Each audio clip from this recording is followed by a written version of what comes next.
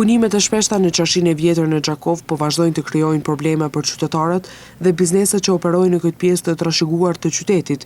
Kohëve të fundit, prania makinerive ndërtimore, heqja dhe vendosja kubzave, ndërprerja e qarkullimit dhe zgjatja e punimeve kanë nxitur ankesa të shumta nga ana qytetarëve, të cilët thonë se qashia ka humbur funksionin e saj të përditshëm.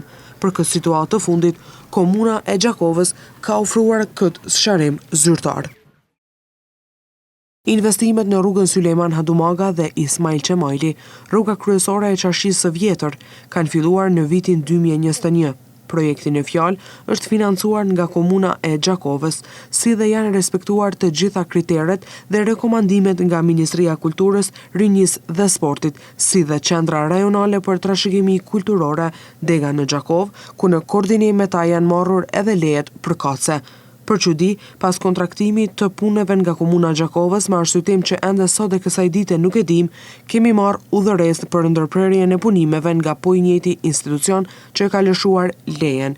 Komuna e Gjakovës normalisht që ka ndërprerë kontratën me operatorin ekonomik, mirëpo sipas të gjitha gjasave lënda është në proces gjyqësor.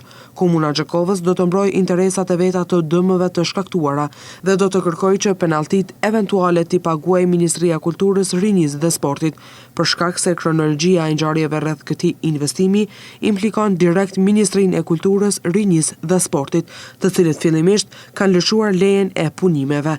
Edhe pse projekti është bërë 100% në koordinim me ta dhe më pas një vendimi të çuditshëm i kanë ndërprerë punimet. Ne mendojmë se nuk ka pasur asnjë bazë ligjore për ndërprerjen e punimeve. Vitin e kaluar, komuna e Gjakovës prap ka ndjek të njëjtin protokoll të kërkesës nga Ministria e Kulturës, Rinisë dhe Sportit dhe ka filluar punimet bazuar në lejen e re të lëshuar nga Ministria e Kulturës, Rinisë dhe Sportit.